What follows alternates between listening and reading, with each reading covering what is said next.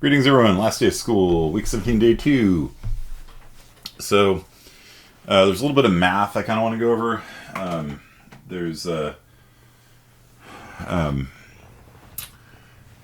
We've already gone over like the most important parts, like how light works. You just multiply the light times the paint color. There you go, easy.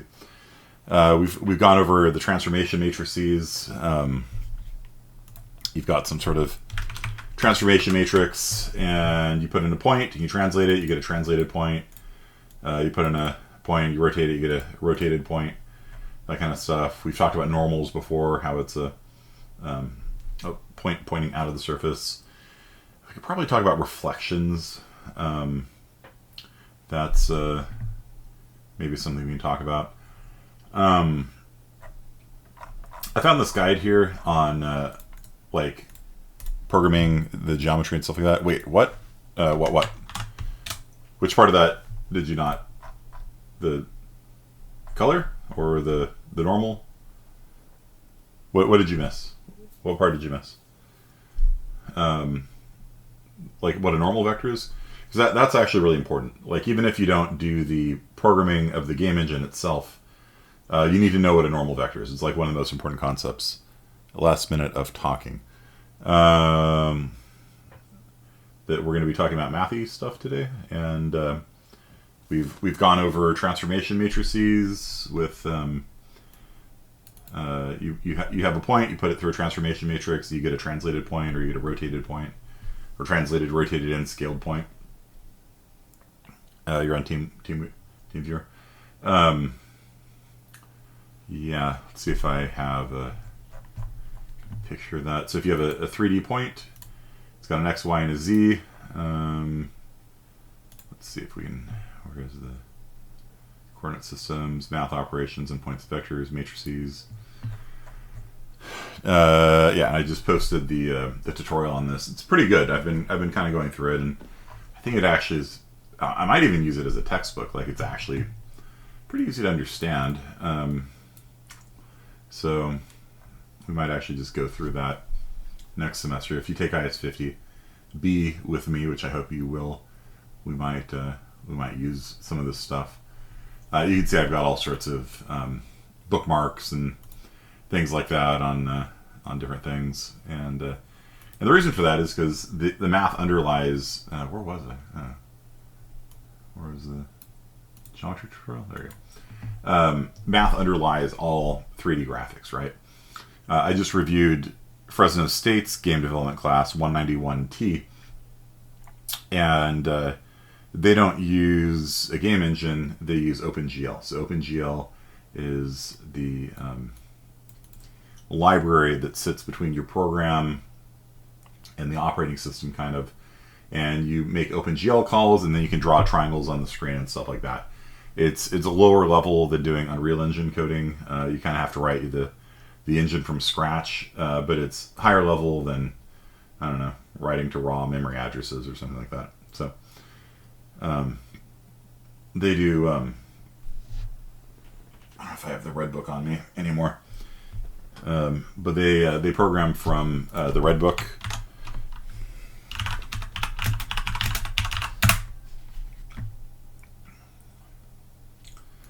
And this is the same book I learned on, actually. I learned on this one and a blue book. It wasn't this blue book, unfortunately. I don't think we had embedded systems programming back then, or shaders back then when I learned that.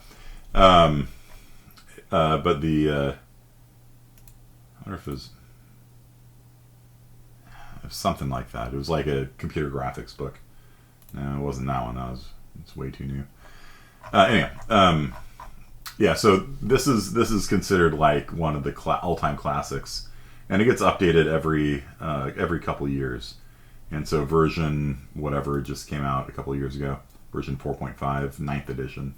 I don't know how that works out. How is it version 4.5 and also version 9? Who knows? But if you're interested more in the programming side of things, then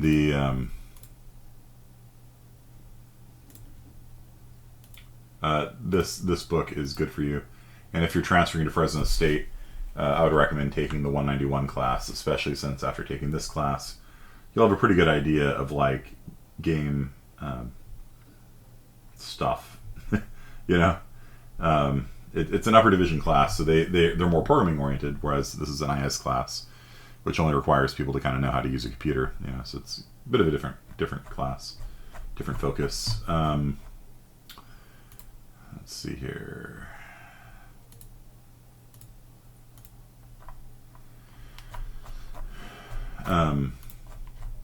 Interesting. It's like the entire book minus. Oh, I guess they do have pictures.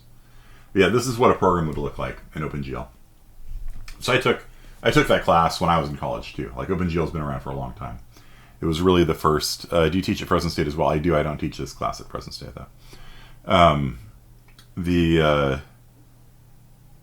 OpenGL was invented by a company called SGI. SGI Silicon Graphics was the name in computer graphics back in the day. So when George Lucas was founding Industrial Light and Magic, you know, in 1975, I think he founded it.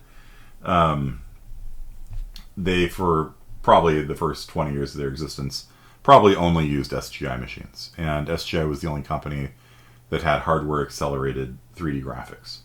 And the big breakthrough in 3D gaming came in when people started making graphics accelerator cards for the PC at a reasonable price. The first graphics cards were like expensive, like the 3DFX Voodoo card was really the first one that really took off. And that was around 96, 97, something like that. And it didn't support OpenGL. So the real breakthrough, 3DFX Voodoo card, the real breakthrough came about when it started supporting OpenGL, probably around 97 or so, 1994. And when did the Voodoo come out? 96.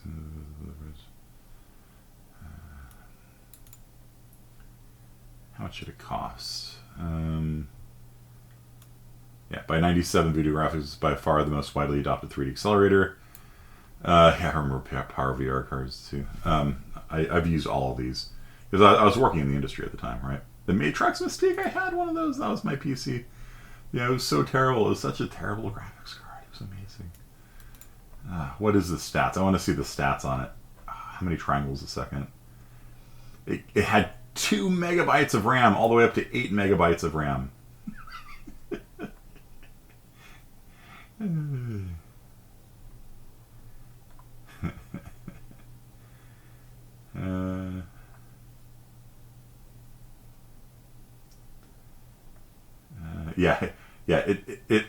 It lacked very crucial features that we expect in 3D games even back then.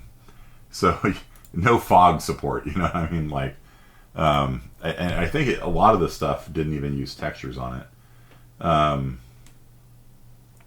Yeah, the textures were pretty terrible. I think the Power VR at the time didn't support textures very well either.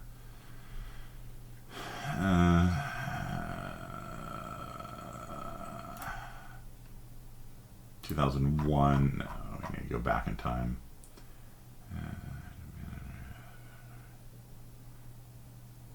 Had poor compatibility with all but the first Direct 3D games.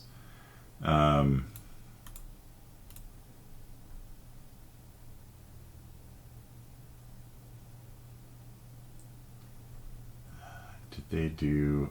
Oh, they did textures. Okay. Millions of polygons. They didn't do polygons. Man, look at that. Look at that bandwidth. It's amazing.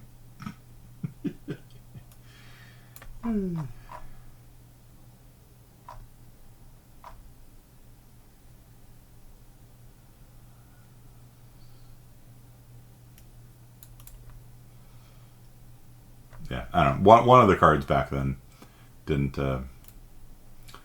support textures, and so everything was just a flat color. It's so terrible. So anyhow, this is how I wrote video games back then, and you can still write video games. Is DuckDuckGo better than Brave Search? I don't like Brave's monetization model, so you know, DuckDuckGo respects your privacy. That's good enough for me. At times, I'll use Bing when I want to get paid by Bill Gates, you know, so to speak. So Bing will actually pay you to use their search engine. So, you know, if you've heard the phrase, if you don't pay for a product, you are the product. Well, with you know, they're selling your personal information, right? So at least with Bing, they make it obvious. Like, I get a free coffee from Starbucks every month that I use Bing. You know what I mean? So,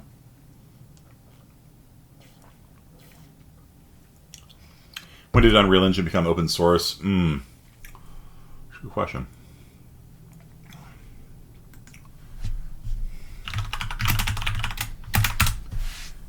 They've had a GitHub up for a long time.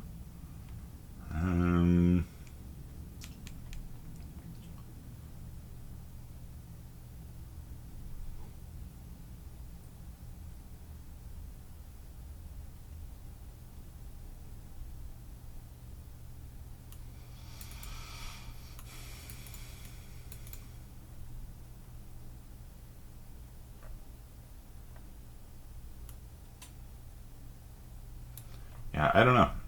That's a good question. You probably dig into the GitHub and find where the initial commit is.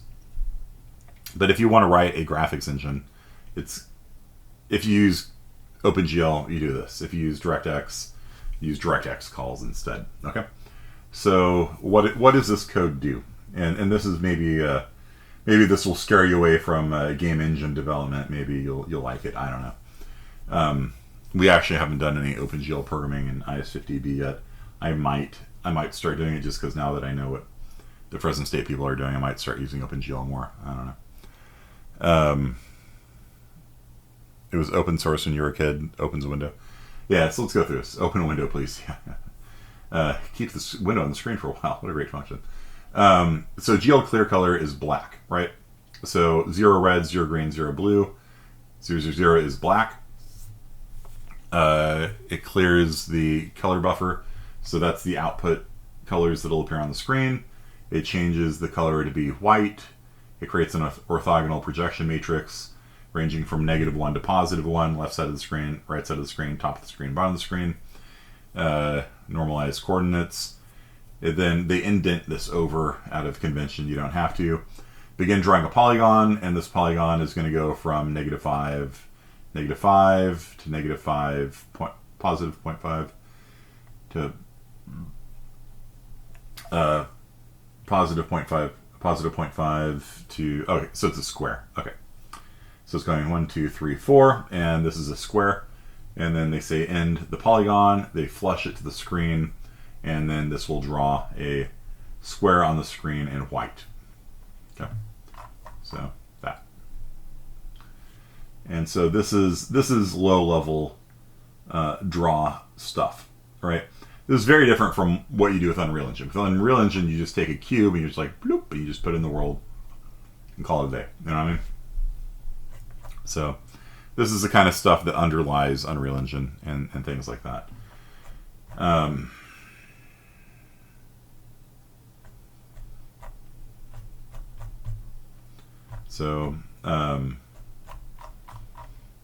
Yeah, colors go from 0 to 1.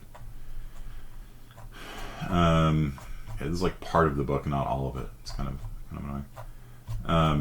Let's see if we can find some more code. So instead of doing an orthogonal projection, they're going to do a projection matrix, and or no, maybe it is an ortho. I don't know. And this seems very similar to the other one. Let's see, animation. So yeah, you can clear the window, draw the frame, pause, do that on a loop, and you can get animations, things like that. So that's typically how you'll start off in an OpenGL class. If that kind of thing speaks to you, I would definitely pick up the red book and work your way through it. It's a classic. The other book that I had, the blue book, whose name eludes me right now, was very much sort of like the math underlying video games. And I've got not that book, but I've got another book which I can recommend to you. And if I can find it.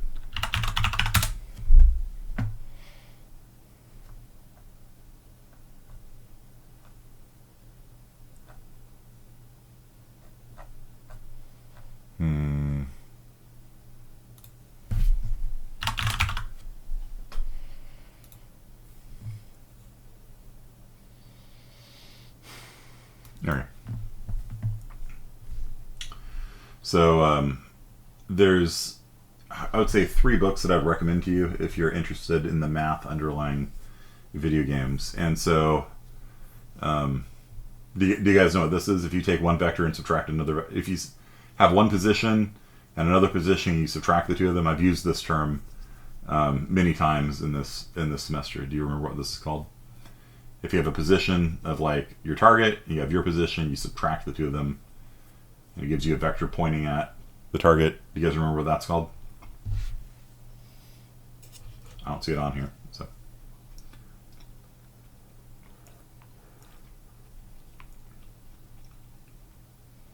anyone? No one? Displacement vector. So that is the displacement from me to the target. That's the target. That's my position. You subtract the two. This vector holds how far from me to the target is, and then you can normalize it to get the direction from me to the target. And then if you want to shoot a bullet or something, you would shoot it in that direction.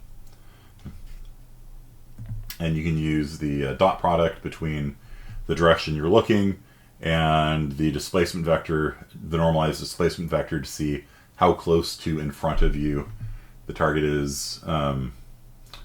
And so this book here is called Game Programming in C++, and it runs through, like, you know, the how do you find the angle between two vectors? How do you convert a forward vector into an angle? How do you know, all this kind of stuff. So how do you normalize a vector? And it's pretty good. It's I think this one was made by a game professor at USC, if this is one I'm thinking of.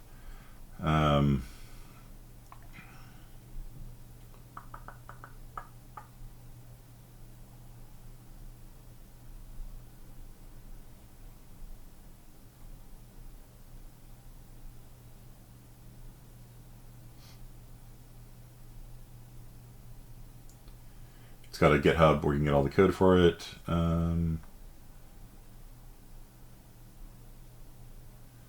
Yeah, I think. Yeah, USC. Okay, he's taught at USC since 2008. So this is a pretty good book. I would recommend this one to all of you. It's called Game Programming in C++.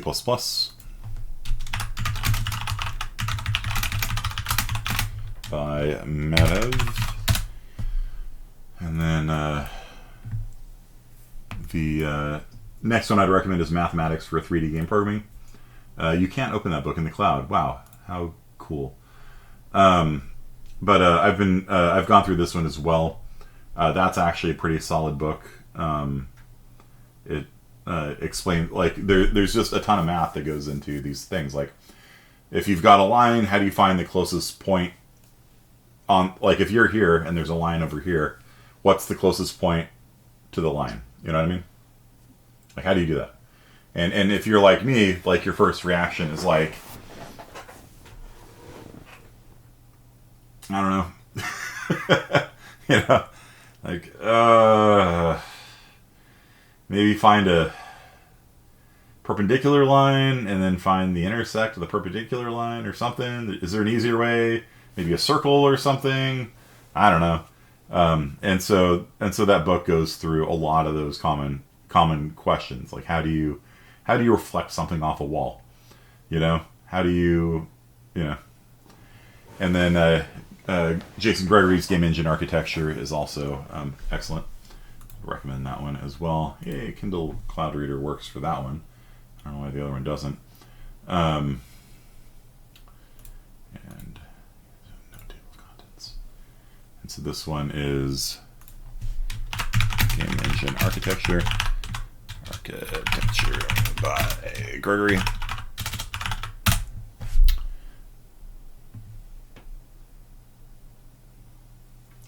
And good news, next semester we're going to be part in person, part online. So if you want to take IS50B, you can actually be in person, and I can help you in person, which is a lot easier than me trying to help you remotely when, like, things aren't working and stuff like that. So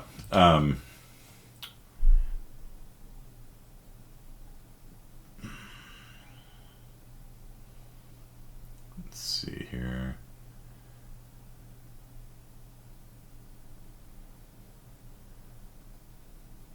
You mean there's more? Yeah. This is a textbook for 2 or 3 course college level series in intermediate game programming. Yeah, but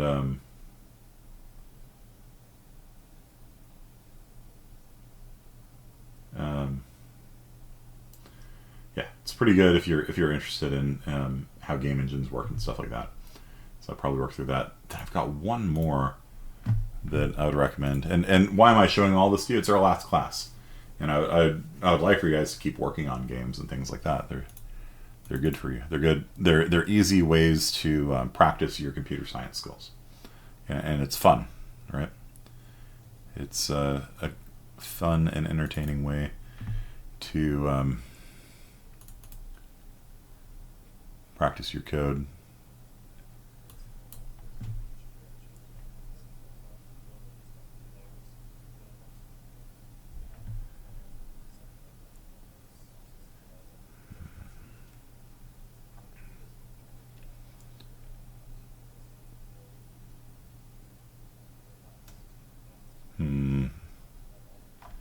It's not on Kindle.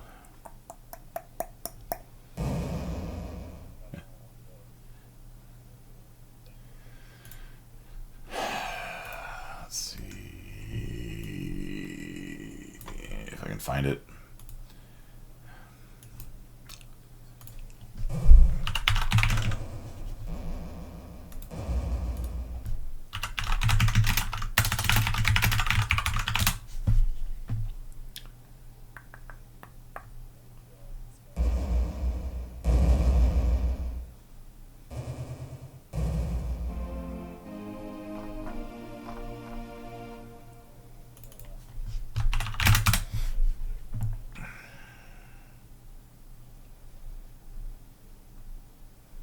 Give me 1 second.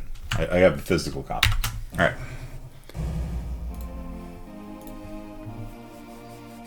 It's playing Hazelton's game.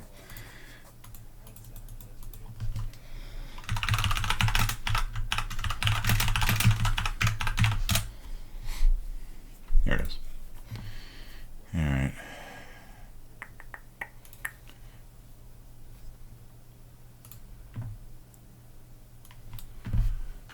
It's called Computer Graphics from Scratch.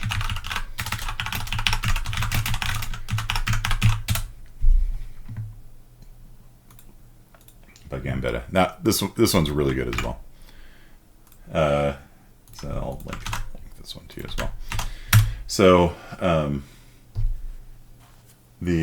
I got both the ebook and the physical copy because it's $10 difference, you know. But full color, just pretty nice, $10, or $10 more, I should say. And so it starts off with simple things like it basically just kind of runs you through, like part 1, ray tracing. Like it just kind of runs you through the basics of making a ray tracing, which sounds really complicated. Like it, you know, ray tracing is very advanced, right? We've only had RTX cores recently, you know. And it's actually not, you know, and it starts off by like, you know, talking about the screen, setting up the screen. What you do in ray tracing is you send a ray out from every pixel on the screen to determine the color on that pixel. And then it runs through the math. Here's the equation for a line. Here's the equation for a sphere. How do we tell if a sphere and a line intersect? It's all this kind of geometry stuff that you didn't pay attention to in 10th grade. You know, it's all, it just goes through it very clearly. And just from nothing, like it just starting with hello world, really. And ending up making a ray tracer, you know, it's kind of cool. So adding light to it, how does light reflection work? You know, diffuse and specular lighting. And then after he's added specular, it'll be shiny. Yeah, there we go. As you can see, there's a little specular highlight on there and the diffuse lighting. And so very easy to understand. And then if you want to do reflections, then it renders it with reflections. And yeah, so basically it just starts from like literally from scratch and builds a renderer. So that's a great exercise to go through. I think everybody in their life should build a ray tracing graphics engine at least once, you know. And you might have seen in the shader toy, like there's ray tracing shaders that do the entire thing from, you know, basically scratch inside of a shader. So yeah, that's a good one too. And so over the break, like if you're into that kind of stuff, I don't know, maybe some of you guys are just like taking it to take it or whatever, but like the reality of game development is that it has to kind of be something you're passionate about, because if you're not passionate about it, then why not do banking? why not go into the software of hotel reservation systems, you know, because nobody's passionate about that, you know what I mean? Like, I was almost not hired. I was going to go in on a joint project on making a some sort of hotel booking, accounting, you know, system with somebody who runs hotels here in the Fresno area. And he said, make sure that you have the ability to back up and restore the books. And I'm like, what do you mean? He's like, it's really important that people who own hotels can save copies of their occupancy rates and accounting to a separate file and have the ability to load different ones in.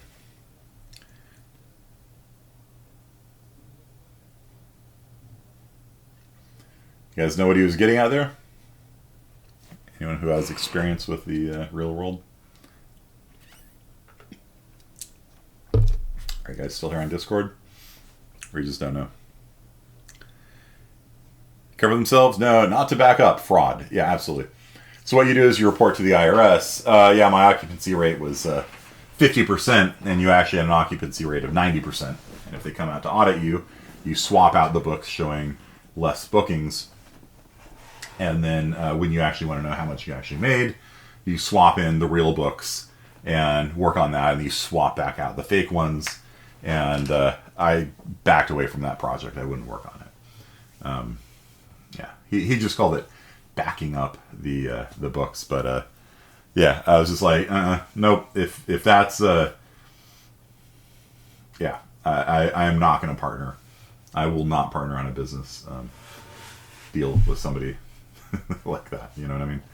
Like, if you're going to cheat the IRS, you know, you might very well cheat me. So, okay, so let's talk about some of this stuff. So, and then a free one is just the Scratch Pixel one, and they end up having functions to translate, scale, rotate. And you end up doing this in like every game engine. You have, these are the three main things, the three main linear operations: translation, rotation, and scaling, right? And you can combine the three operations into a single matrix, which is, you know, the whole point of teaching you guys about a matrix, is that it's actually not as painful as you would think. You would think you would have to do a translation and a rotation and a scaling. You don't. You can put all three things into one matrix. And then, let's say you have two different transformation matrices, like one corresponds to the shoulder, one corresponds to the elbow.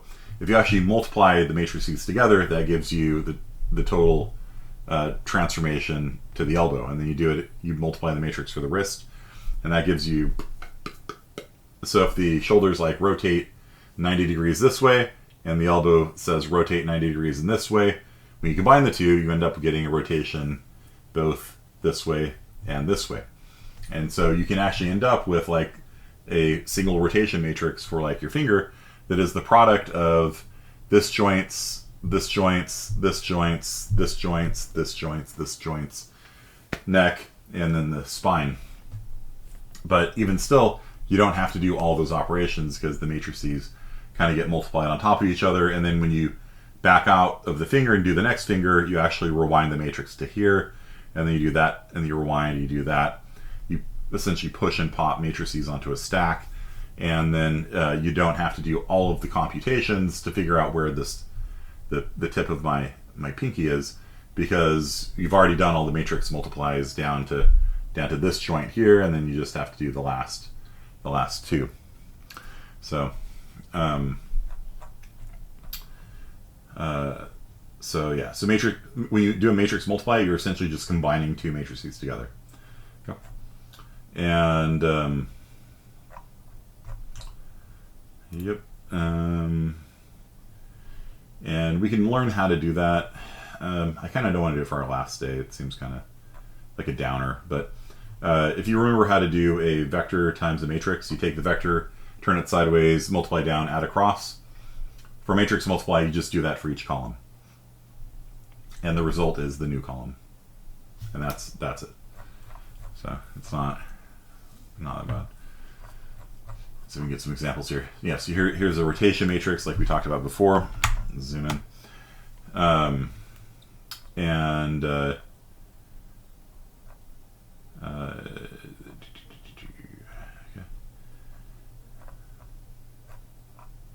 And just multiply the two matrices together to get a new one. Yeah, math really does underlie a lot of this stuff. So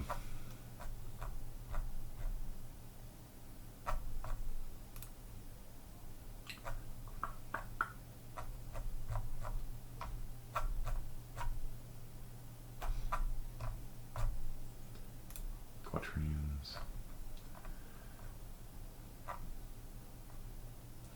Yeah, okay, so here's how it works. So this is the 2D matrix transformation. And what you do is you take this vector, you turn it sideways, and you multiply x times these three guys, y times these three guys, z times these three guys, then you add them across, and what you add across is the resulting x. The three in the middle becomes the resulting y, the three in the bottom together add up to be the new z. So that's the way you multiply a vector times a matrix. If you do a matrix times a matrix, you just pull out the leftmost column and do this operation, and the result is the new leftmost column. You then do it with the middle column, and the result is the middle column. You do it with the rightmost column, the result is the rightmost column. There you go. That's matrix multiplication. I don't want to belabor the point any more than that, at least in IS50A. Okay. Any questions about that? Do you want to see it? You want to see me do a matrix multiply or something? Sure. Great. Thanks. All right. IS50A. There we go. Yeah, linear algebra. There we go. All right. So you guys remember this? Like if we have this is a rotation here, and that's a translation. So we take this point, we tilt it sideways. 10, 20, 31 becomes 10, 20, 31. Multiply down, add across. Multiply down, we end up getting a 10. 20 times negative 1 is negative 20. 30 times 1 is 30. Add across, and we end up with a rotated and translated point. Now, if we want to combine two, let's say, rotation matrices together, I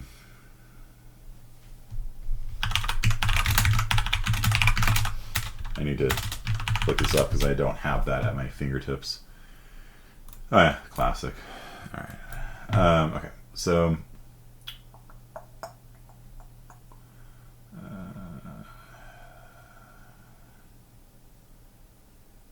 yeah, let's combine a rotation and a reflection. Okay. So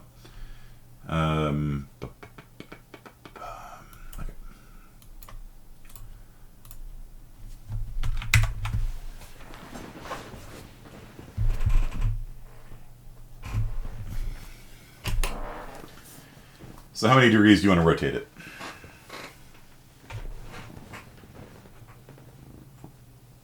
90. All right, well, that's easy. What's the cosine of 90?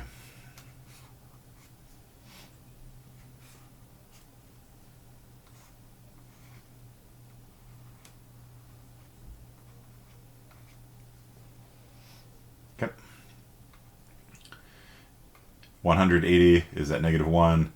0 degrees is 1. 270 and 90 are 0. 360 and 1 are at 1, right? So if you want a 90-degree rotation, then this one is going to be 0. The sine of 90 degrees is 1.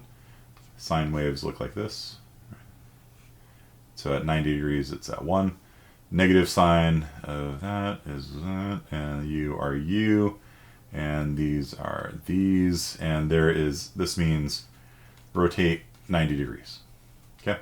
Now let's combine this with another operation, like, yeah, sure, reflecting it about the origin. Why not? Okay. So it'll be rotated 90 degrees down to here, and then reflected around the origin, so it's going to be like in the top left corner, basically. All right, now let's reflect about the y-axis. Okay, so we're going to rotate it 90 degrees down, and then reflect it this way. So we're going to end up essentially with this matrix here, if we do it right. So we should get that answer when we combine the two matrices, if we do it right. So we're going to take this matrix, and we're going to multiply it by this matrix here, which is reflection about the y-axis. 0, 0, 0, 0, 1, 0, 0, 1.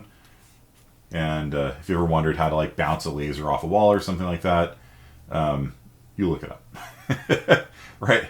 Like, all this math has been worked out by smart people, and all these equations are just available online, and you just have to kind of like, you have to have enough mathematical understanding that, like, if you've never done any of this before, you just look at this and be like, what the hell is that? I don't even know, you know?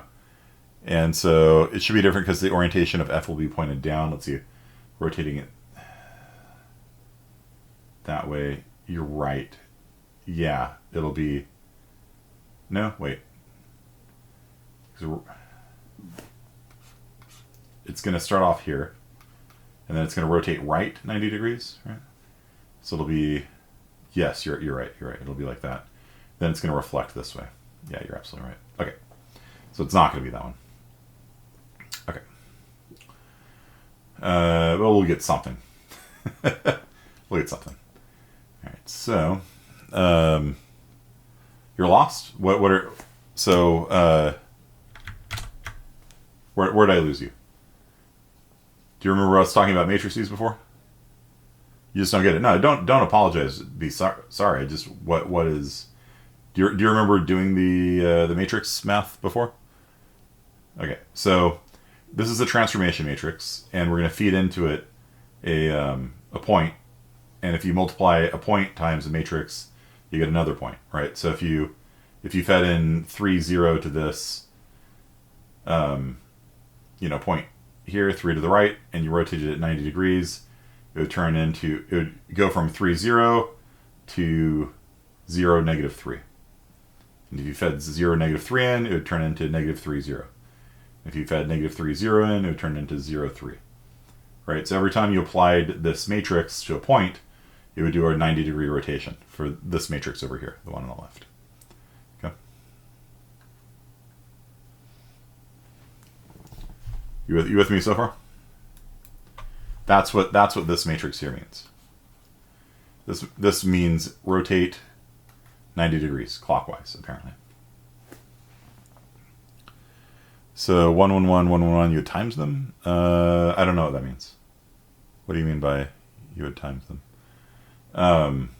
What we did before is we would have a transformation matrix, and we would multiply a vector times the matrix, and that would give us multiply down, add across, and that would end up with a new point. So we would put in the point 10 in the x direction, 20 in the y direction, 30 in the z direction, and that would give us 89 in the x, 70 in the y, 152 in the z, because this operation here corresponds to a negative 90-degree rotation and a translation of 69 to the right, 30 up, and 92 in. Okay. So you'd multiply these. So what we're doing here, Spraggins, is we're combining two different transformation matrices together, because you don't want to have to do a vector times a matrix, get a result, and then take that vector and multiply it times a matrix and get a result. It's like I said, if you're trying to figure out what point my finger should be at here, this finger is the result of a rotation and a translation of my shoulder joint and my arm followed by a rotation of my elbow joint and length of my lower arm, followed by the rotation of my wrist and a translation on my wrist, followed by a rotation on my joint and this joint and this joint and a translation and translation and translation. And all of those things together would end up telling me this point is at world location 2000, 3000 minus 500 or something. Okay. And rather than having to do all those multiplies over and over again, what we do is we combine the matrices together. And yeah, I'll show you in a second how to combine them. So what we're doing is we're combining the matrices together to get a final transformation matrix that does all of that in one point. So if I need to, for example, turn, I don't know, like an area here red or something, I would just say, all right, go into that local coordinate space and create a ball at this point of size 1 centimeter and make it transparent and red. And then I would have like an ET phone home thing, and I can have that red ball attached to the finger. So it would be when you parent something to another thing, what you're doing is that matrix is getting attached to another matrix is what's happening. So when you parent something in Unreal Engine, what you're doing is that matrix gets transformed by the parent matrix. And then that's parented to this, and this is parented to this, and the shoulder is the parent of this, and so on and so forth. And so what it's doing behind the scenes is a bunch of matrix multiplies. And I'm going to show you now how the matrix multiply works. So we do the vector times matrix operation over and over again. So we start by taking column 1, and we do what we did before. We turn it sideways. Let me write it in red. -1, 0, 0. Multiply down, add across. What do I got, Spraggins?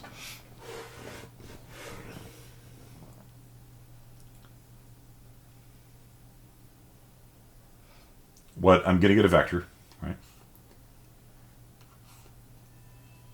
This is the x, this is the y, this is the z.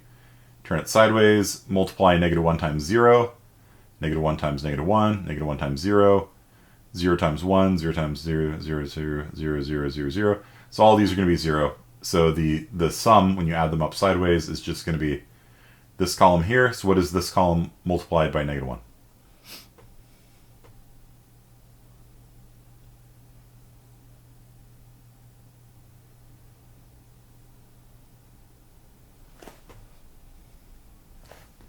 Yeah. That's the answer. Good. And now we've done the first part of the matrix multiply. Now let's do the next part.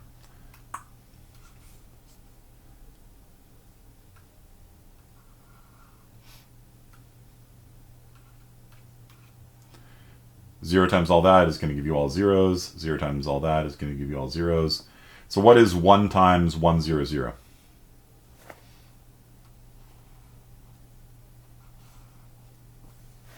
What is 1 times 1? What is 1 times 0? What is 1 times 0?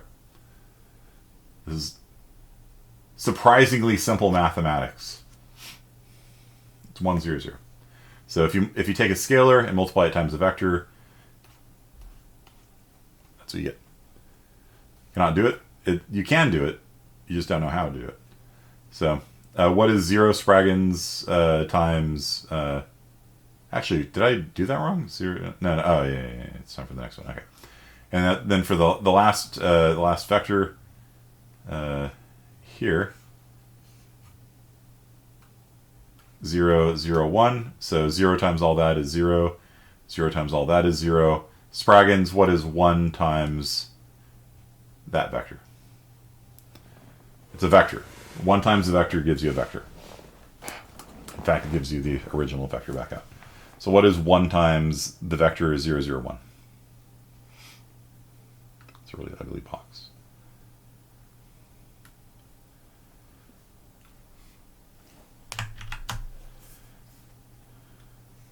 One times 0, 0, 1. Spraggins from the top. What's the first number? It's in here. 0, good. 0, and 1. Okay. So 1 times 0 is 0. 1 times 0 is 0. 1 times 1 is 1. And normally you'd be multiplying each of these guys across and then adding them up this way, but because that's a 0 and that's a 0, it just makes all this really, really easy. And so we ended up with a new matrix as the result. So let's just come in here, delete these internal things, and there we go. So this is this is our answer. So we combined a matrix that is rotate 90 degrees with a matrix that is mirror. And this is rot 90 and mirror.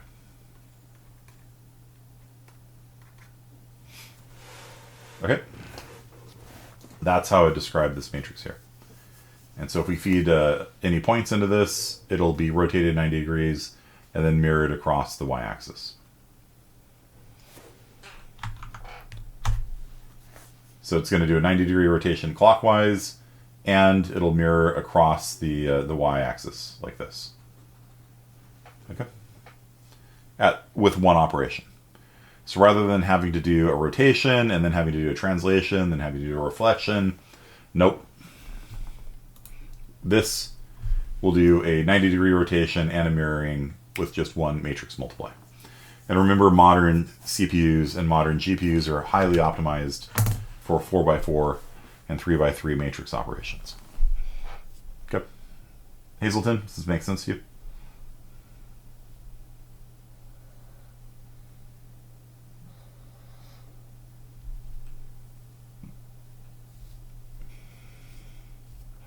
So when you do a matrix multiply like this, what you're doing is you're merging the operations together. Okay? And the way that you do it is that same process of multiplying a vector times a matrix. When you do a matrix times a matrix, you just pull one vector out at a time. And the answer that you get for that matrix times vector operation is that column there. So if you pull out this vector, multiply it by the matrix, that's that vector there. This vector times the matrix is this vector. The rightmost column times the matrix is the resulting rightmost column. And that's it. You guys now know all the linear algebra you need to know in order to do game development, really. Cross product, dot product, scalar times vector, scalar times matrix, vector times matrix, matrix times the matrix. That's the heart and soul of game development. Okay. So, all right. Belle, do you have any do you have any ideas on what they should know next? We got half an hour left in the semester. We can do collision detection, maybe. PVH, quad trees.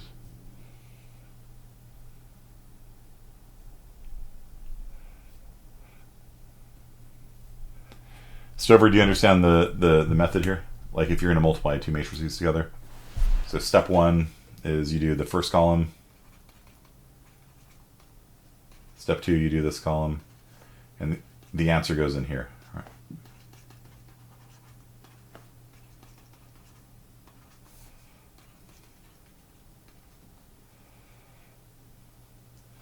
See if two boxes or spheres overlap. Okay, yeah, that's a good one. If you can do that, you can do pretty much anything. All right.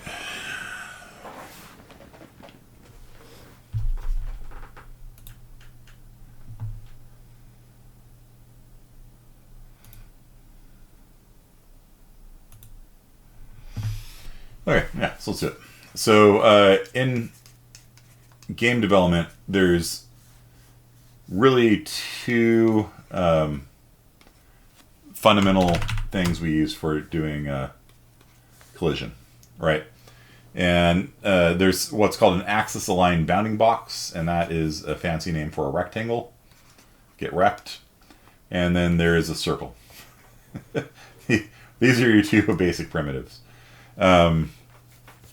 There's more complicated things. There's like polygons, and you can have non-axis aligned bounding boxes, which are surprisingly not too much more difficult than this. But these are the two main ones. Okay, and so could you guys tell if I gave you some data?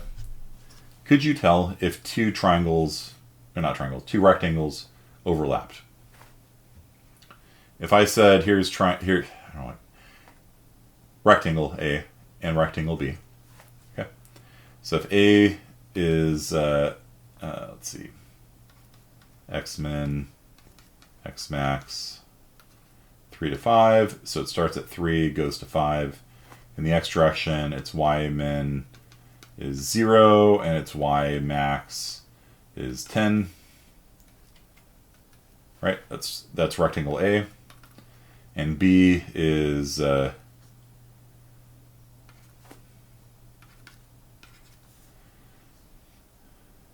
a 10, believe it or not.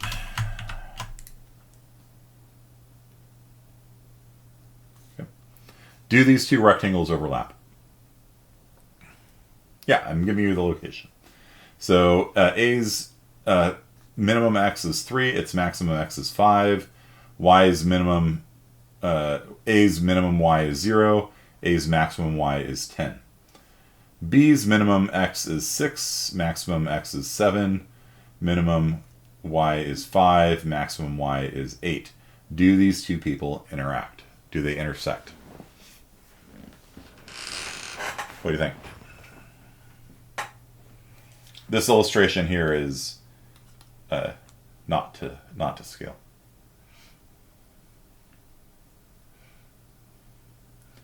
All right, Cameron, what area do they overlap on?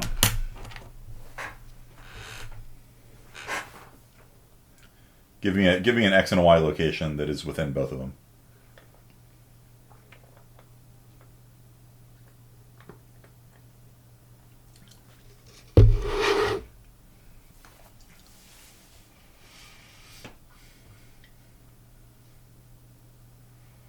Give me a point. Give me a point that is within both A and within B. You know, like 7, 9 or something like that. X 4.5, Y 6. Okay, so X 4.5 is between these two, but 4.5 is not between 6 and 7.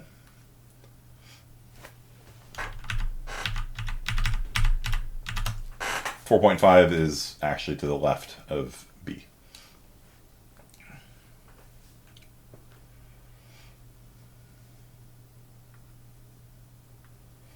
Hazelton is saying they do not overlap. And that is in fact correct. They do not. Because the maximum value of A here is smaller than the minimum value of B. It's quite an easy way of telling if they overlap. You know, if the biggest value of one is less than the smallest value of another, they don't touch. And you can do that for all the dimensions if you wanted. Easy test.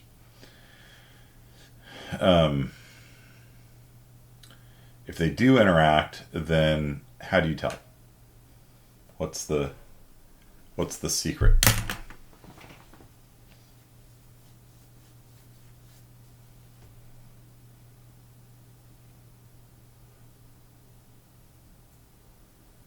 How do you tell? What's the secret?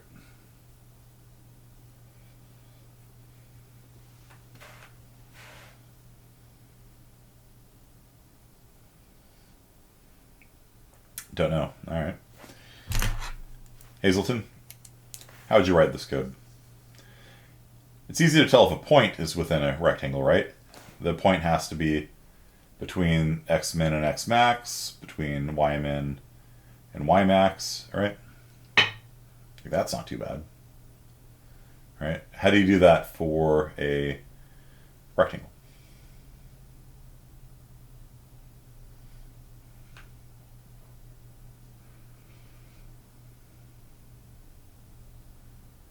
Spargans, how would you do it? How would you check to see if one rectangle is within another one?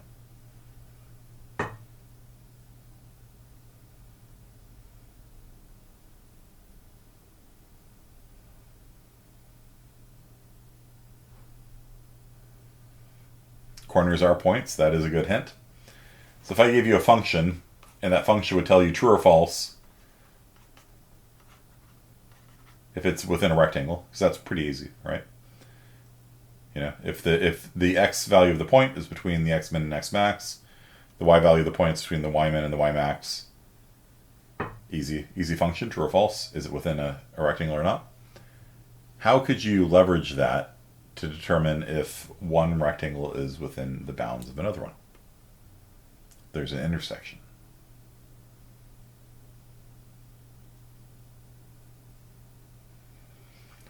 My chair is suddenly starting to like shrink. Like I'm just sitting there and it goes ch. It's so annoying. Has that happened to any of you guys before? Or like an office chair just suddenly like just starts compressing down. How do you fix it? I want to fix this. I don't want to get a new chair already. Your old chair. I've only had this one for about a year now, and your piston needs to be replaced. I think I have a warranty on it from Office Depot. I think I got the extended warranty of all things. It was free. Like, do you want a free extended warranty? I'm like, sure. So I guess I can call them out or something. Just Jimmy with yours, duct tape. I don't know. So any ideas? Adjust this. How can you check to see if one rectangle and another rectangle intersect?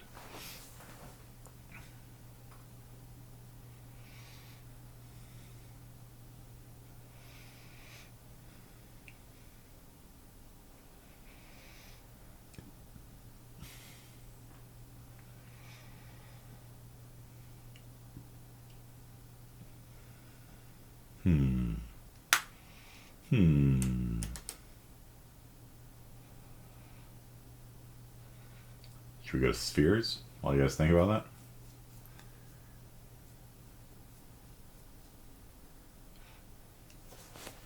I'll give you a hint. Bell is correct. The corners are points.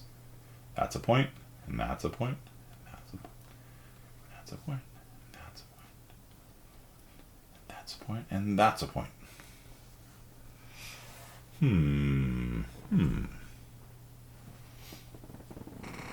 This is what I had to do, by the way, when I was in your shoes, at about your age. I had to write a collision engine, and yeah, it's not the world's most pleasant experience. This one's actually not the hardest. Check if the left edge of B is on the other side of A's right side. Okay. So the left edge of B is on the other side of B's right side, yeah? So it's to the left of it. Okay, is that what you wanted? That edge is to the left of that edge. I don't know if that tells us anything.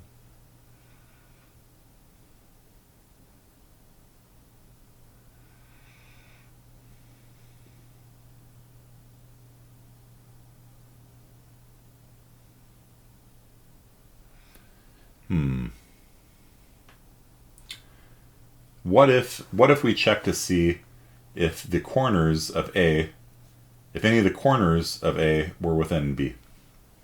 What do you think of that?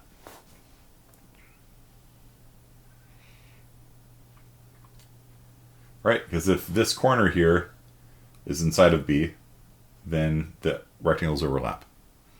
Okay, would that do it? We check these 4 points, 1, 2, 3, 4.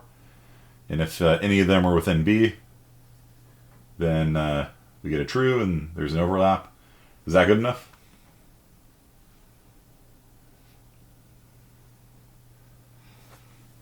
Nope. Here's A. Here's B. None of the points of A are within the boundaries of B.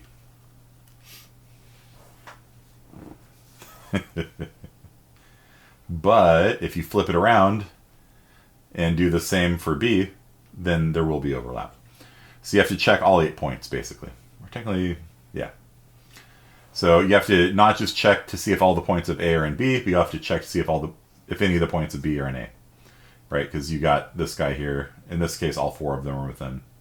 And you can, of course, bail out early. So once you find somebody in the area, it's like this point is bigger than A's X min, X max, Y min, Y max. You don't have to check the other ones. There's overlap. Okay? That makes sense? So you use this function to determine if a point is within a rectangle. You just do that 8 times, max. you know. And there's always more optimized ways of doing this, but that's a one that's, I think, simple enough to kind of understand. All right, so Stover, get your revenge. How do we check to see if two spheres intersect?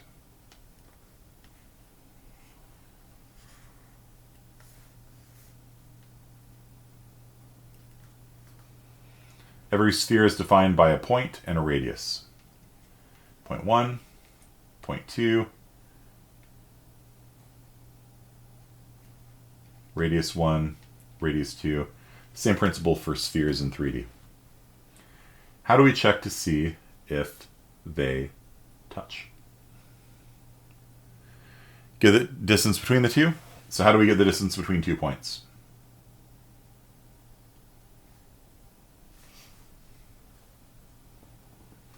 We got point 1, point 2. How do we get the distance between them?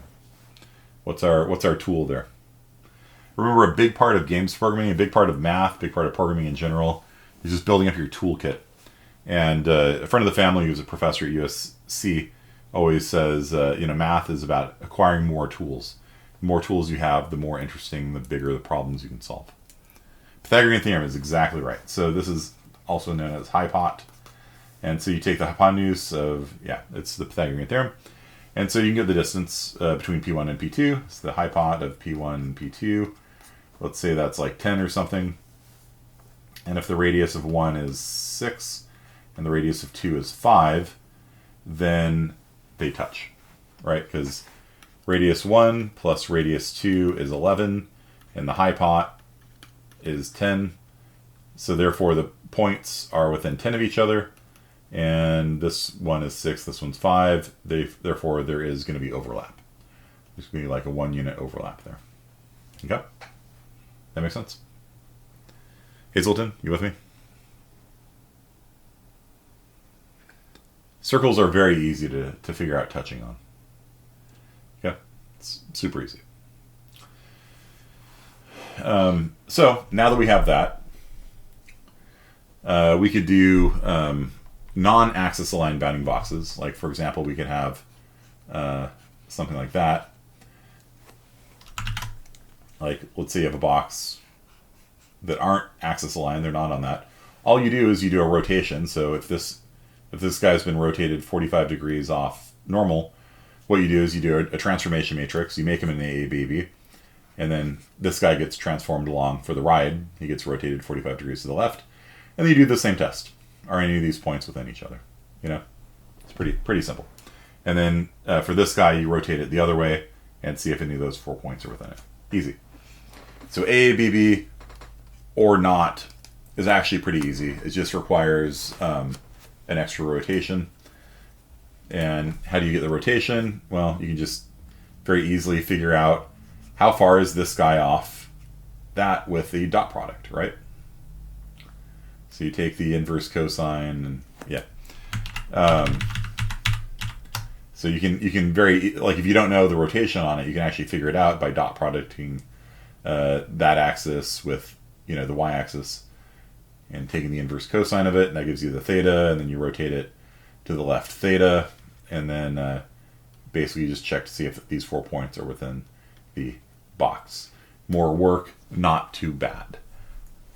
You guys see that? So if you have, let me draw that out in a little more detail.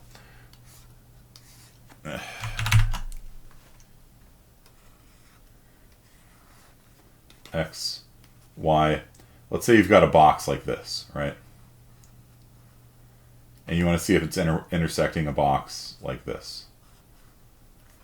There's some theta here, right? That it's off center by.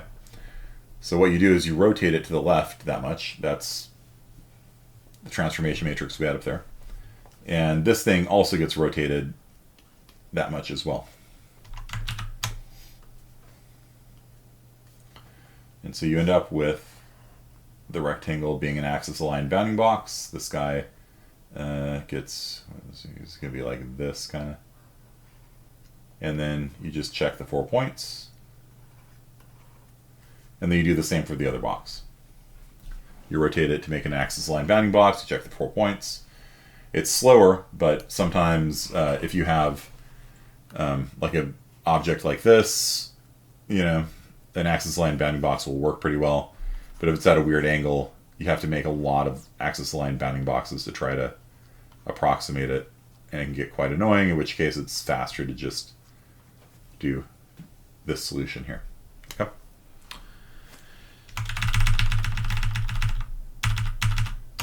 So this is a non A, B, B. Just a little more work. You just have to rotate it and then you do the same test. Easy. Axis line bounding box, and then spheres. Okay, so what's the next step? If you're going to make a actual game engine out of this, let's say you've got a person. Well, actually, one of the things you can do is make a capsule. Is another standard thing. So a capsule is it's a circle combined with a box, basically, and then it's got a sphere on top and a sphere on the bottom. So if you've seen these in Unreal Engine, they kind of look like this.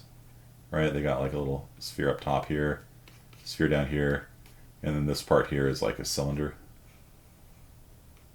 Right, you guys know what I'm talking about? Like there's like a capsule collision for your main character and stuff like that. And so for that, it's just a combination of the two. So, you know, one of the axes is going to be a circle.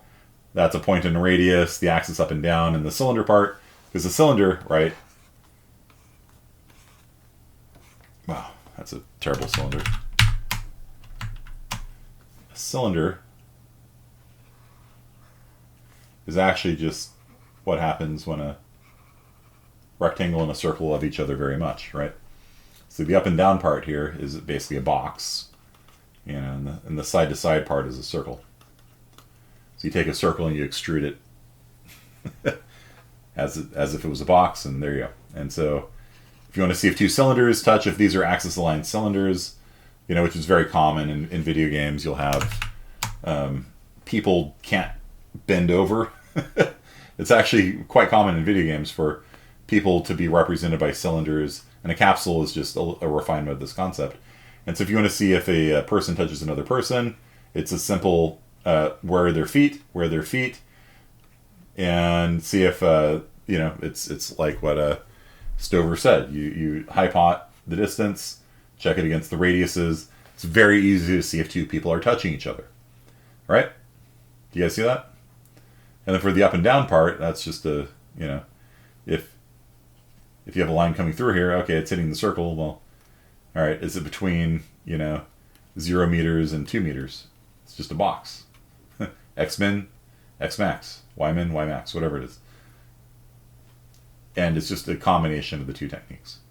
And then a capsule, which is a refinement of this, adds a sphere on the top and a sphere on a hemisphere on the top and a hemisphere on the bottom. So it's kind of a cylinder in the middle, and then it has a sphere on top and bottom.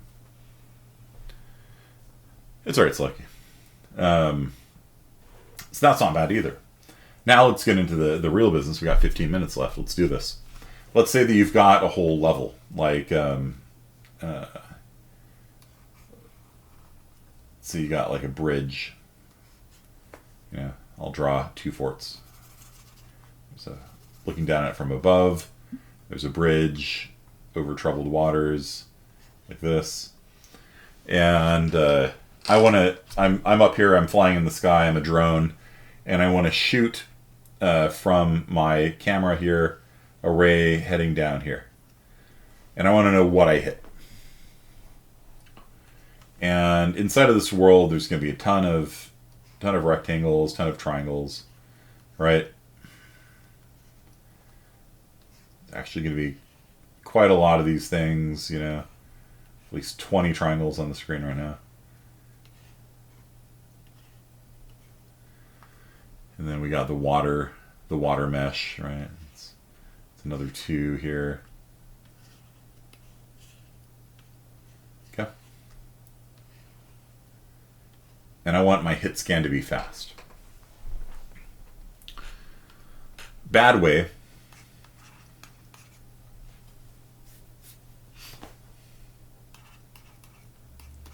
See if I hit all the boxes. Right? It would work. It would work, right? Like all these things are boxes, right? I'm drawing this triangles, but you know they're essentially boxes. Right? So if I shoot a ray, oh, I haven't done ray versus rectangle. Get to that next. You have to check it against everything loaded. Do you, or do you not? Right? Do you compose a group of relevant things to check, or do you use some other method? We use some other method. And the reason for that, if we check to see if it hits all of the AABBs, this is what we call an order n operation. And so if we had 1 million AABBs, if we had 1 million boxes in the world, if we had 1 million boxes in the world that makes up our, like a bridge would be a box, and the shore would be a box, and the every pillar is a box. Like if we had 1 million boxes within our world, and we wanted to see what we hit when we shot a bullet, we would normally have to do 1 million operations, and is the number of boxes in the world, right? You guys understand?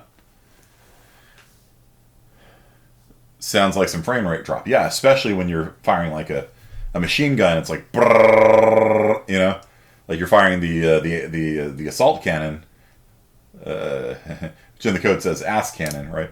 You're firing the ass cannon. It's firing 16 bullets per frame, maybe.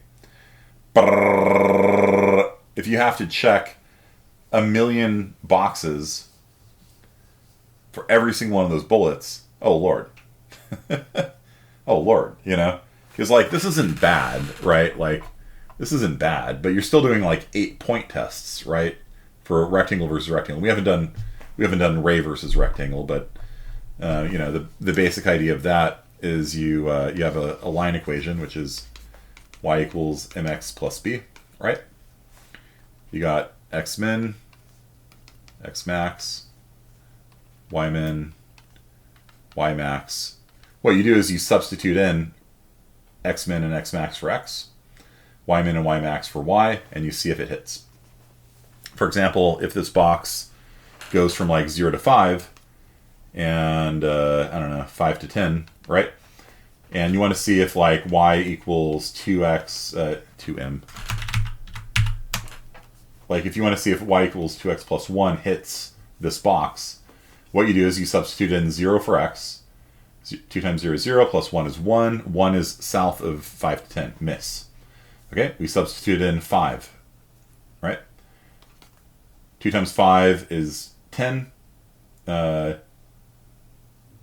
Plus 1 is 11, miss.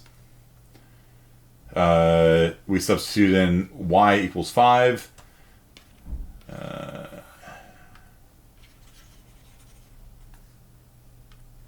Let's do 6, just so it's not 5 again. Substitute in 6 for y equals 2x plus 1.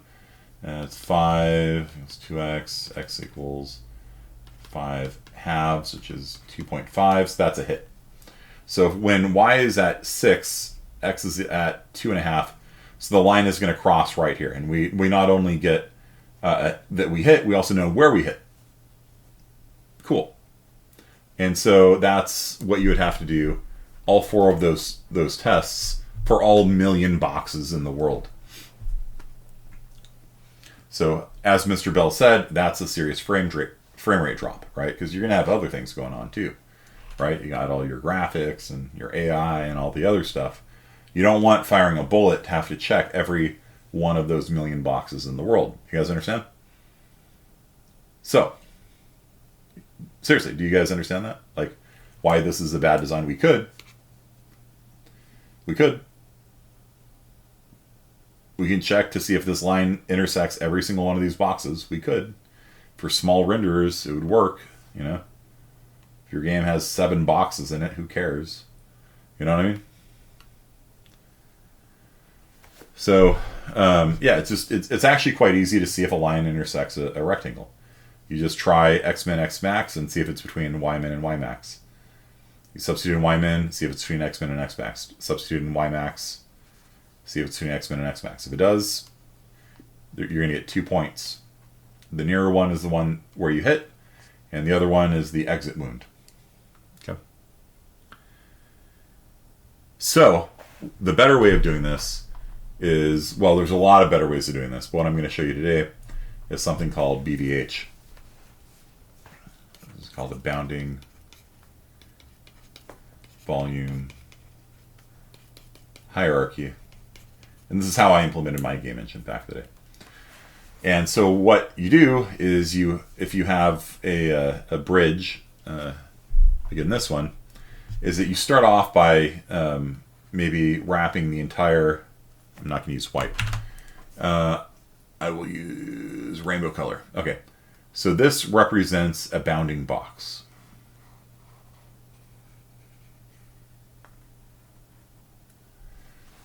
So I start off by wrapping the entire damn thing in a box. Okay? And this is sometimes this is actually enough. Like when you're doing Unreal Engine, if you ever look at like simple collision, this is all it does. It just like wraps a box around the thing because it's a real easy test. And so if you have like a sculpture or something, like some like crazy sculpture, and you have simple collision turned on, what Unreal Engine does is like, okay, that's actually just a box. And if you shoot a bullet here, it'll hit it. Have you guys ever seen that in a video game where you like shoot and you hit like here and it hits? Right? Why? Because they're a cylinder, probably. Or a box. You know what I mean? You know, you shoot underneath the arm, hit. You know? All the time. Why? It's fast. Video games are all about fast, fast, fast. And so in Unreal Engine, you can choose to either use simple collisions or complex collisions for all these meshes. And a lot of them don't even have complex meshes, complex collisions turned on for them. And so you have to generate them, which we've gone over before in this class. And then it will sort of wrap them in a convex hull that more closely approximates the surface of the sculpture or whatever. And then that line would miss. And so that's kind of what we're doing here, is we're going to start off with a simple collision, which is this guy here. And then we're going to do a hierarchy. We're going to do a bounding volume hierarchy. So inside of that box, we're going to have another box.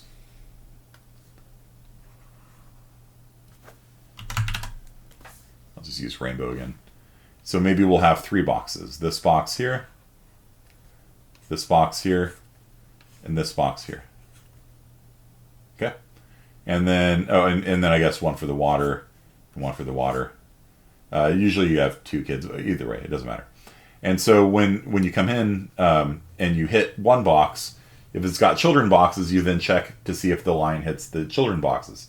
And if it hits those, it checks their children boxes. And so if you set it up right, if you set up your BVH right, you can see if you hit something in order log base 2 in time. Does that make sense? That's how I wrote my collision engine back in the day, and it worked pretty well. So, trouble is I use spheres instead of boxes, and so I had to make sure the art in the game was all fairly spherical in shape, because we were using mechas, and so the mechas were all sort of squat and wide, so that the fact that, you know, and it was hierarchical, so even if you hit, you know, if you had a mecha, you know, that was kind of like this, you know, or whatever, even if you hit the outer sphere, like there was still like an inner sphere and an inner sphere, but that there was still like some points like that where you could hit them that wasn't like part of their body, but it was good enough, you know what I mean? And so if you hit the outer sphere, then you have to check against the inner spheres, right? And if it hits the inner sphere, well, if that's the last one you hit, but you can also do further subdivisions and things like that on the inside, and you can work your way down. And so rather than taking 1,000,000 checks to see what you hit, it takes like 20. You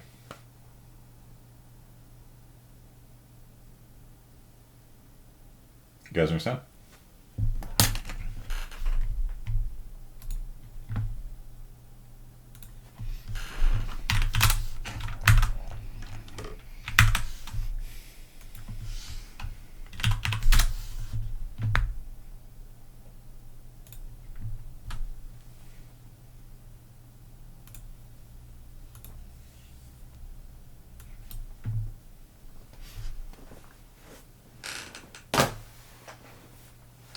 See how that works? So if I were to shoot a line this way, the first thing I would check to see is, does the line hit the big box? If it misses, like if I shoot a line this way, it misses. Miss. Easy. I just do that one test to see if a line intersects a box. Try x min, x max, y min, y max. Done. Easy. Technically, you only have to do 3 of them, because a line that hits a box will hit in 2 places, right? Headshot or miss. So, yeah, so like if I shot a line up this way, it would just miss. Done. Easy. We don't have to check all million people. Right? If we do hit the outermost layer in 1, then we look at its kids. We got in 2, which is the left half of the world, and in 3, which is the right half of the world. And like if we had a line coming up this way, it would hit in 2 and miss in 3. Okay, so let's check in 2. All right, so we got sub boxes in 4 and in 5, and it misses both of them, therefore it's a miss. Right? But let's say the line came in this way. It would hit in 1, it would hit in 2, and it would hit in 3. A line coming this way would hit in 3 as well. But in 2 is closer, so we'd have to check that one first. Because it's possible that we just pass right through it and hit in 3 on the other side. But we need to know if we hit something over here first, because then that guy would get blocked. Right? Is there a nice Goldilocks zone for the largest boxes and how small they get? Yeah, that's where it gets tricky. Right? How accurate do you want it to be? You know? In this case, they subdivide until there's exactly 2 objects per box. So it's a nice property that your tree will be log in size. So if you've got 1,000,000 elements, your tree is going to be 20 elements deep. And so if we shoot a line this way, it'll hit in 1, in 2, it hits in 5, and then we check to see, does it hit this, miss. Okay, then we check in 3, what did it hit in 3? It hit in 6. Did it hit 05? Yes, it did. Did it hit 06? Nope. Okay, impact right here. And so it's not necessarily that simple to implement, but it gives you incredibly fast performance. And if you guys ever wondered what an RTX core does, an RTX core does this. That's it. In hardware. That's all it does. All that RTX on stuff you guys have seen.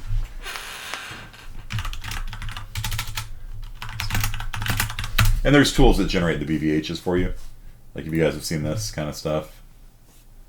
RTX on, SpongeBob,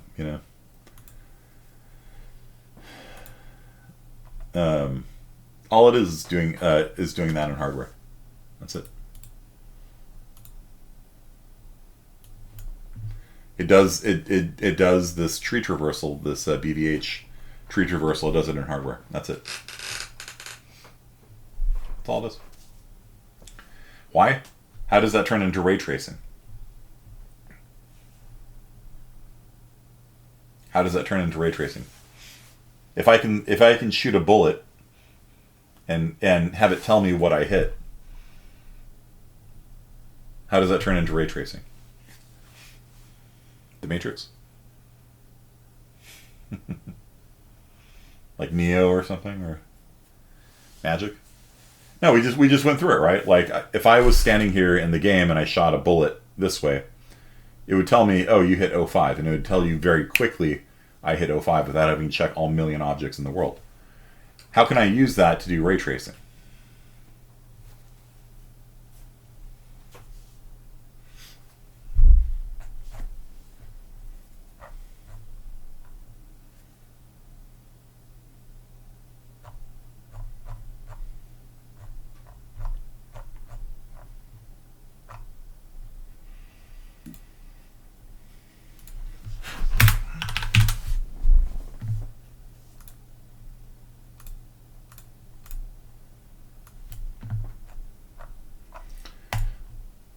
So what you want to do is, if you're essentially, when you do ray tracing, you're shooting a bullet out of the camera, and you want to know what it hits, right? Because that's what you draw on the screen. When you do ray tracing, you shoot a photon from the camera into the world, and you want to know, what did I hit? Am I looking at a red wall, a blue wall, nothing? What did I hit?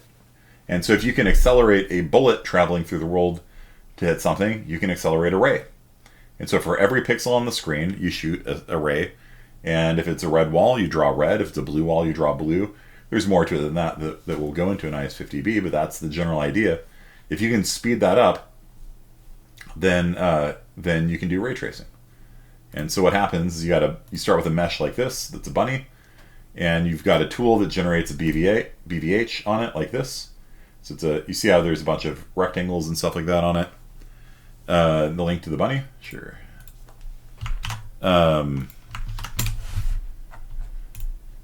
You see how there's like these boxes and stuff like that, and so it generates a BVH for the bunny, and then it traverses it very quickly, and it tells you hit the bunny right there. And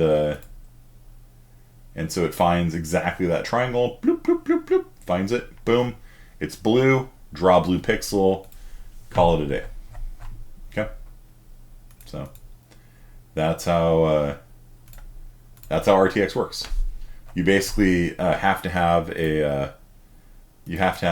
one of the reasons why it wasn't possible until now is because you have to have the entire world kind of loaded, right? You have to have the entire scene in your graphics card's memory, right? Your graphics card has to have a complete copy of all of the geometry in the world, and that requires lots and lots of memory to do ray tracing. But if you have that, and you have the BVH loaded and everything, then you can just shoot out a pixel. Bloop, bloop, bloop, bloop, bloop, bloop, bloop. What did I hit? What did I hit? What did I hit? What did I hit? What did I hit? What did I hit? If you hit a reflective surface, you bounce off. What did I hit? And then you ray trace, and you can have a realistic looking world, like pretty quickly. You know, it gets complicated, and we'll talk about what makes it complicated in IS-50B. But that's a general idea. You shoot a pixel. You shoot a photon out of every pixel, and see what you hit. And you can do that in real time because it's hardware accelerated now. What do you guys think? Pretty cool, right? This is the future of gaming, right? RTX on, right? If you can get a 30 series card or a 20 series card, you know, this is the future, because the technology is finally there to actually do this kind of stuff. You can have real reflections, and you can have real lighting, and bounce lighting, where light hits a wall and bounces off and hits another wall, and all that kind of stuff that we kind of simulate using rasterizing. VR is going to get better, yeah. It's all the future. So, thanks to all of you guys in IS-50A. Thank you for a great semester. Remember, next week you're going to demo your 2 projects. Come to the regular class periods. I'll be here, and basically you're just going to show off your Quake mod, show off your Unreal project. I think. Let me just double check that I am going to be here, because I think my daughter has. Yeah, my daughter has a doctor's appointment at 12:45, so I'll let you know. I don't know. We might start a little late next Tuesday, so just don't panic if I'm not here.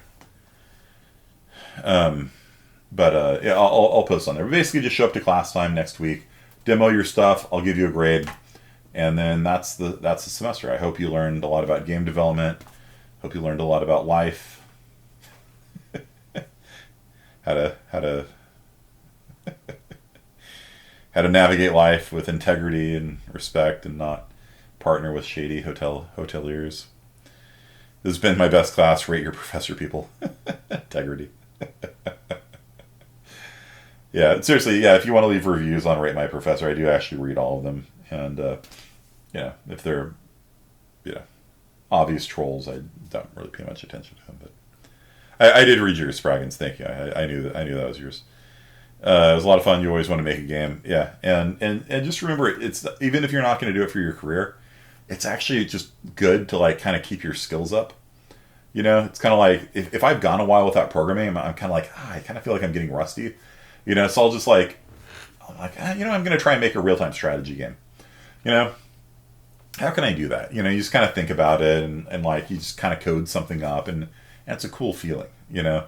And so even if you're not going to sell it or anything, it's just games are just such a great application of all the stuff we've learned in computer science, of data structures and pathfinding and CSI 26 and vector math and math 6 and all this stuff. Like it just kind of keeps your skills sharp and it's fun. You know, nobody gets excited about writing, you know, banking software or stuff like that, but maybe some do. I don't, you know. So I just like making games and mods and stuff like that. Tax software, I know. Yeah. You do get rusty. You do get rusty, and the more you code, the less quickly you get rusty. But even still, like there was a period of time where I was doing almost no C++ programming.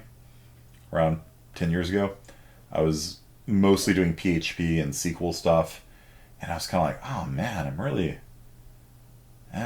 you know, I need to do some C++ stuff, you know, just kind of keep at it. So,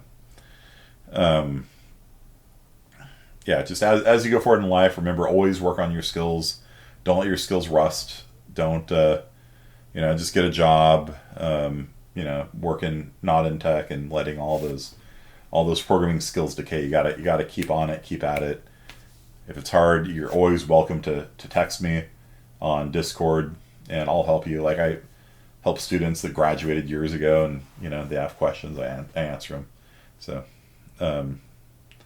teach you a little bit of Python, not a lot. Okay, so thank you guys, and yeah, see you guys next week for your presentations. Thanks a lot. Peace. GG, well played. From game, import game.